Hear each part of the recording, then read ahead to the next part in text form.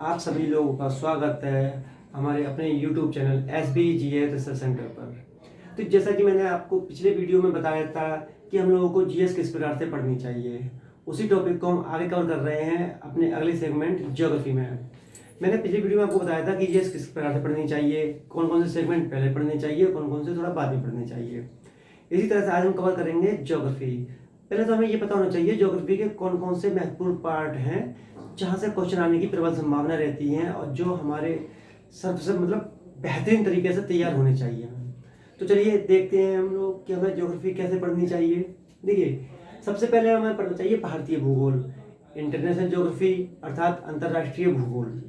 वो भी एक मेन महत्वपूर्ण टॉपिक है, लेकिन वो थोड़ा सा उस पर क्वेश्चन थोड़े कम पूछे जाते हैं, लेकिन वो है हम उसको बाद में बाद में कवर करेंगे। तो आज हम देखते हैं पहले भारतीय भूगोल। देखिए, सबसे पहले हमें क्या करना होता है, भारत की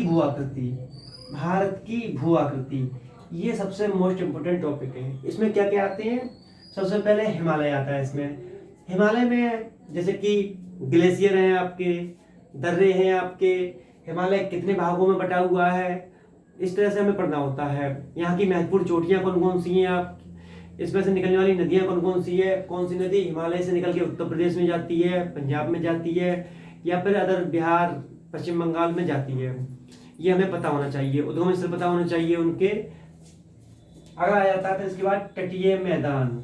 तटीय मैदान में क्या होता है, जो भारत का जो कोस्टल एरिया है जिसको प्रायद्वीपीय भारत कहते हैं वो आता है। वहाँ की नदियाँ महत्वपूर्ण हो जाती हैं, हमारी दर्रे महत्वपूर्ण हो जाते हैं। वहाँ के कौन सा दर्रा किस स्टेट में पड़ता है, कौन सा दर्रा कहाँ के लिए खुलता है, कहाँ के लिए बंद होता है, ये हमें सारी चीज़ें पता होनी चाहिए हमें। अगला सेगमेंट आ जाता है हमारा उत्तर का विशाल मैदान।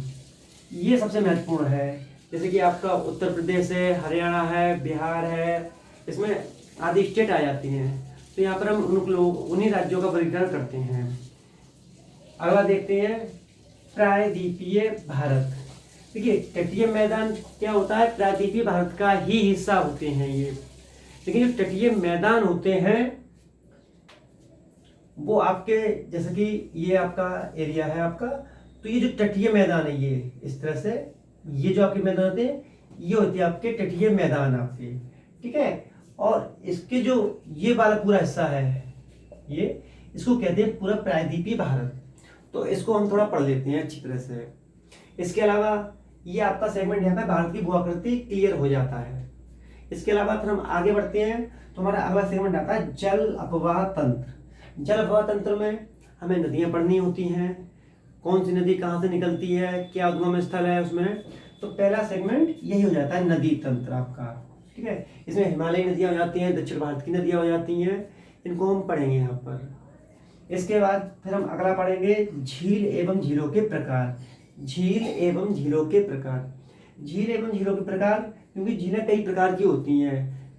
क्वेश्चन आता है आपका कि किसी भी आपका झील का नाम दे दिया जाएगा, उसमें फिर आपको पूछा जाएगा ये किस प्रकार की झील है। अगला देखते हैं भारतीय जलप्रपात। यहाँ पर सिंपल सा क्वेश्चन आता है कि जलप्रपात का नाम देगा आपको, और आपसे सीधा सा क्वेश्चन होगा ये किस राज्य में अवस्थित है, कौन सा सबसे ऊंचाई से गिरने वाला जलप्रपात है, कौन सा जलप्रपात सबसे बड़ा है जल की दृष्टि से, ऊंचाई की दृष्टि से। तो ये सारी चीजें हमें पता होनी चाहिए। अगला सेगमेंट आता है हमारा नंबर 3, राष्ट्रीय उद्यान अभयारण्य एवं वनस्पति। देखिए, इसमें क्या होता है, इसमें भी वही सिंपल सा हमें पढ़ना होता है कि कौन सा उद्यान कहाँ पर है। ये हमारे हो जाते हैं नॉर्मल से क्वेश्चन। जब कभी एग्जामिनर को आपका क्वेश्चन टफ करना होता है यहाँ से, तब वो आपसे ये पूछेगा कि यह उद्यान किस जीव के लिए आरक्षित क्षेत्र है, अर्थात किसके लिए आरक्षित है, रिजर्व है किसका, ये आपको पता होना चाहिए। यहाँ पर अभयारण्य, तो जब हम इस चैप्टर में आएंगे तब मैं आपको अभयारण्य और उद्यान में आपको अंतर बताऊंगा कि अभयारण्य क्या होता है और उद्यान क्या होते हैं। इसी सेगमेंट में हम पढ़ेंगे आपकी वनस्पतियां। भारत में कौन कौन सी वनस्पतियां कैसी हैं, जैसे कि मैंग्रोवीय वनस्पति, ये कहाँ पाई जाती है, आपके सदाबहार वन, ठीक है। किस राज्य में जो घास के मैदान होते हैं उनको क्या कहा जाता है, जैसे उत्तराखंड में घास के मैदान को बुग्याल कहा जाता है, कश्मीर में मर्ग कहा जाता है। तो ये हम देखेंगे। ठीक है, ये थोड़ा ऐसे टॉपिक होते हैं जो हमें पुस्तकों में थोड़ा कम मिलते हैं, कम के ये रेयर होते हैं। तो यहाँ पर अगर हम अच्छी तरह से पढ़ लेंगे तो ये प्लस पॉइंट हो जाता है हमारे लिए, क्योंकि जो नॉर्मल क्वेश्चन होते हैं जो सारे छात्र करते हैं, हमें वो क्वेश्चन तो करने ही करने जो सारे लोग कर रहे हैं, बल्कि हमें थोड़े से एडवांस में रहते हुए हमें वो क्वेश्चन भी कर रहे हैं जो सब लोग छोड़ रहे हैं। यही हमारा सिलेक्शन का मेन रीजन होता है, सिलेक्शन लेने के लिए, उसकी मेरिट में हाई जाने के लिए। ठीक है, अगला देखते हैं भारतीय मृदा एवं उसकी फसलें। ठीक है, इसमें क्या होता है, भारत में किस किस राज्य में या किस किस क्षेत्र में कौन कौन सी मृदा पाई जाती है, उसमें कौन कौन सी फसलें होती हैं आपकी,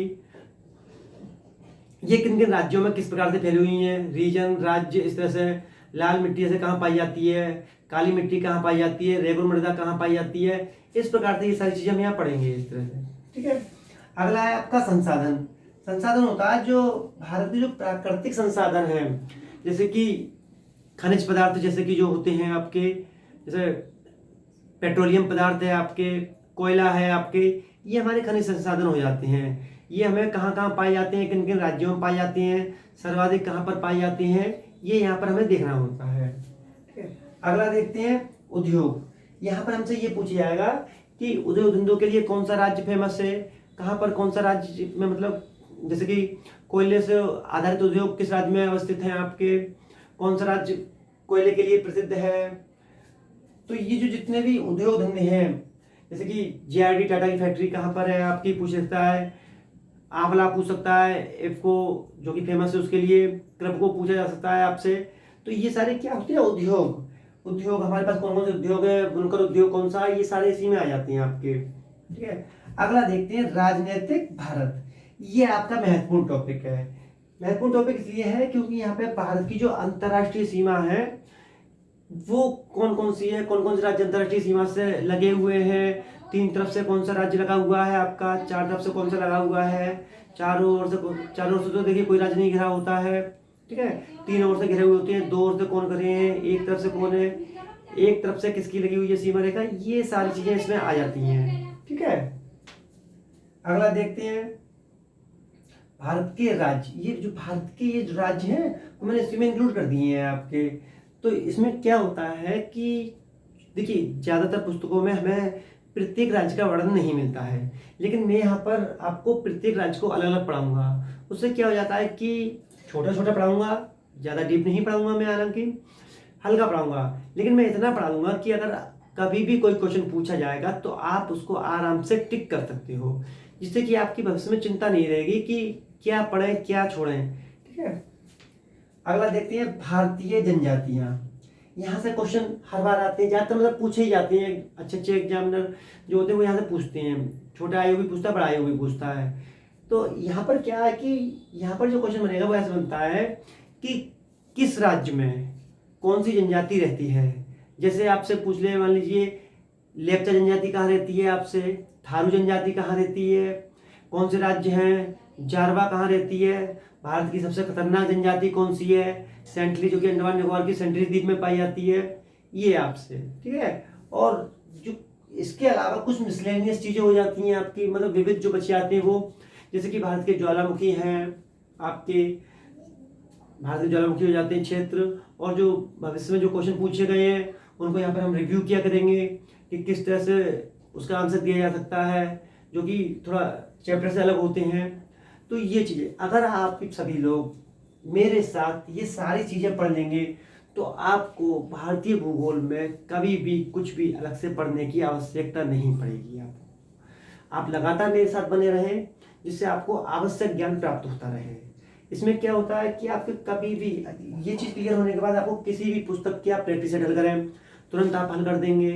कम से कम नहीं तो यहाँ से 90 से 95% जो मैं आपको पढ़ाऊंगा उसमें से 90 से 95% क्वेश्चन ज्योग्राफी के फंसने की पूरी संभावना रहती है।